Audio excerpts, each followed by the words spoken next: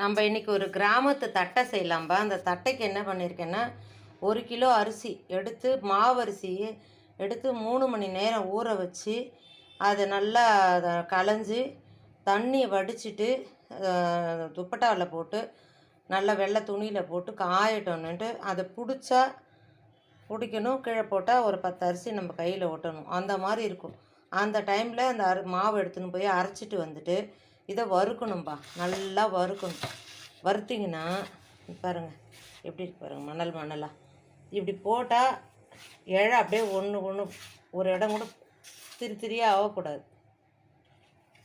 பாருங்கள் இந்த மாதிரி இது கோலமாவு பதம்னு சொல்லுவாங்க. இது மாதிரி இதை வறுத்து ஜெலிச்சு வச்சுக்கணும். அதோட கப்பி இது இருக்குது பாருங்கள். இதை மிக்சியில் சுற்றி திரும்பி ஜெலிச்சிடுவேன். ஜெலிச்சு ரெடி பண்ணிவிட்டு இதுக்கப்புறம் இதுக்கு என்னென்ன போடுறோன்றதை நான் ரெடி பண்ணிவிட்டு உங்களுக்கு காமிக்கிறேன் பாருங்கள். மிளகா, பெருங்காயம், அப்புறமா கருவேப்பிலை எல்லாம் நம்ம போட்டு பிசையலாம். எப்படி பிசையலான்னு காமிக்கிறேன். இந்த தட்டைக்கு தேவையான பொருள் பாருங்கப்பா.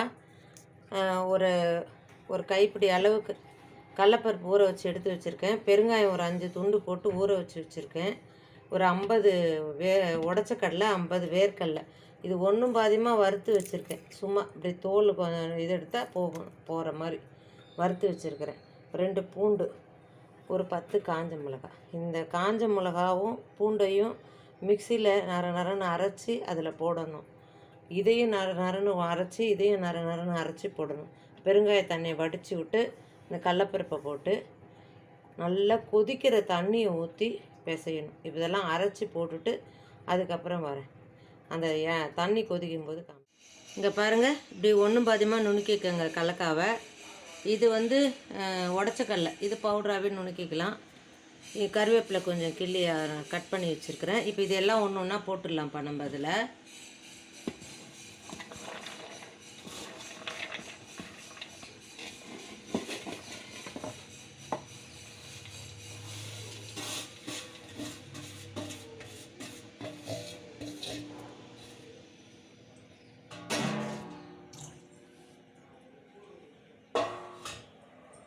இந்த மிளகா அரைச்சனை இது பாருங்கள், அரைச்சது எப்படி இருக்கு.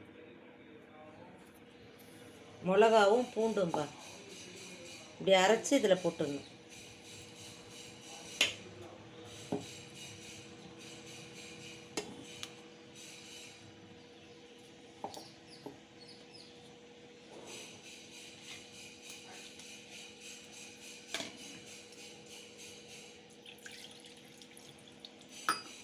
அப்புறம் இந்த பெருங்காய தண்ணியை ஊற்றுறேன்.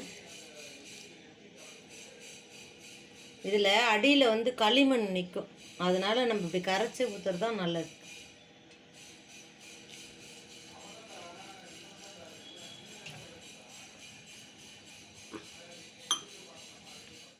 மஞ்சள் தூள் கொஞ்சம் போடுறேன். 1 ஸ்பூன் அளவு போடுறேன்.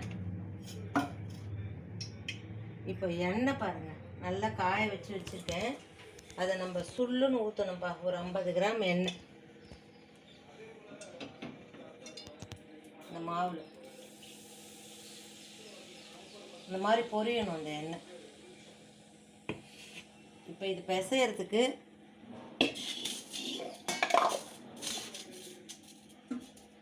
வெந்நீரை போடும். உப்பு போடுறேங்க. ஒரு 2 ஸ்பூன் அளவுக்கு போடுறேன் உப்பு. உங்களுக்கு பார்த்துக்குன்னு போடுங்க. ஒரு உப்பு கறிக்கும், ஒன்று கம்மியாக இருக்கும். அதனால் பார்த்துன்னு போடுங்க.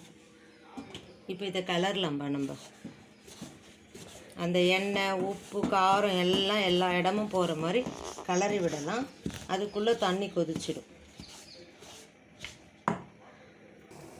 இதை பாருங்கள், சலன்னு கொதிக்கிட்டு பாருங்கள்.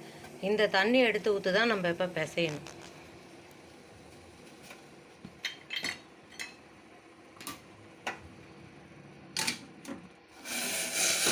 கலந்துட்டேன். இது ஃபுல்லாக உப்பு காரம் எல்லாம் போட்டு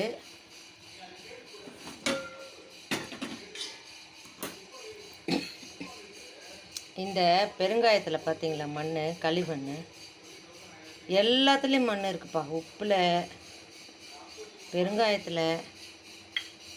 இது இது மாதிரி கிளறிட்டு நம்ம தாம்பாளத்தில் எடுத்து போட்டுக்கணும்பா. போட்டுட்டு நல்லா டைட்டாக பிசைஞ்சு உருண்டை உருட்டிட்டு இதுக்கு ஒரு மிஷின் வச்சுருக்கிறேன் நான். அதில் தட்டி தட்டி தட்டி போட்டுடலாம். சூப்பராக வரும்பா தட்டை. அதே மாதிரி கேழ்வரகு மாவு, கம்பு மாவுலாம் நம்ம மிஷினில் அரைக்கணும். கடையில் வாங்குகிற மாவுன்னா நரன்னு இருக்கும்.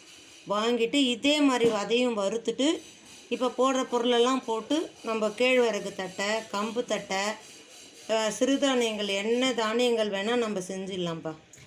ஆனால் மாவை மட்டும் வறுக்கணும். வறுத்துட்டு பண்ணால் வந்துடும் உங்களுக்கு தட்டை. இதுதான் ரகசியம். நீங்கள் பண்ணலாம் தாராளமாக. நான் என்னோடய சேனல்லையே கேழ்வரகு தட்டை கூட போட்டிருக்கேன். நான் ஃபஸ்ட்லேயே முதல்ல கேழ்வரகு தட்டை தான் போட்டேன் நான். அந்த மாதிரி ரொம்ப அருமையாக இருக்கும். இது உருட்டிட்டு பார்க்கலாம். நம்ம இந்த மாதிரி நல்லா டைட்டாக பிசைஞ்சுக்கணும்ப்பா அந்த மாவை. அது நல்லா கொஞ்சம் உதிருமாக தான் இருக்கும். அப்படியே நம்ம அழுத்தி உருட்டி பிசைஞ்சு இப்படி வச்சுக்கணும். அதுக்கப்புறம் இந்த மாதிரி உருட்டி போட்டுக்கணும். உருட்டி போட்டுட்டு நம்ம போய் தட்டி போடலாம் வாங்க. ரொம்ப கரகரப்பாக நல்லாயிருக்கும் இந்த தட்டை. கையிலே ஒட்டாதுப்பா மாவு. பாருங்கள், கையிலே ஒட்டாது. அந்த அளவுக்கு டைட்டாக தான் பிசையணும் மாவு. அது என்ன வறுத்த மாவு இல்லைங்களா, அதில் பாதி வெந்துடும். இப்போ கொதிக்கிற தண்ணியில் வேறு பாதி வெந்துடும். இது தட்டையே பார்த்திங்கன்னா ஸ்பீடாக வெந்துடும்ப்பா. உடனே உடனே உடனே எடுத்துடலாம் நம்ம போட்டு. அந்த மாதிரி வேலை ஆகும். இங்கே பாருங்கள், இந்த ஒரு பேப்பர் உங்களுக்கு எண்ணெய் கவர் இருந்ததுன்னா அந்த எண்ணெய் கவரே நான் போட்டுக்குவேன். இந்த முறை அது கேனில் வாங்கினதுனால இந்த பேப்பரை வச்சுக்கிட்டேன். இதை வச்சுட்டு இப்படி அமுக்கிட்டு இதை வச்சு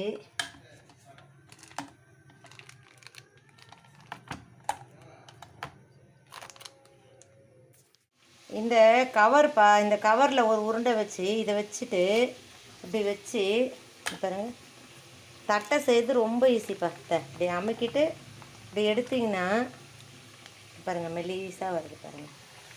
2 கை எனக்கு வேலை. இது ஒரு கையில் என்னால் இப்போது வீடியோ எடுத்துகிட்டு பண்ண முடியல.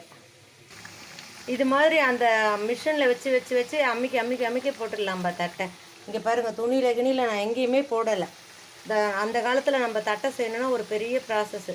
அதை கையில் தட்டணும், அது எண்ணெயில் தொட்டு தட்டிட்டு அதுக்கப்புறம் அதை எடுத்து துணியில் போட்டு அதுக்கப்புறம் எடுத்து எண்ணெயில் போட்டு இந்த மாதிரிலாம் பொரிச்சிட்ருப்போம்ல. இந்த மிஷின் ஒன்று வாங்கிக்கோங்க. இது என்ன 275லேருந்து 300 ரூபா தான் இருக்கும்.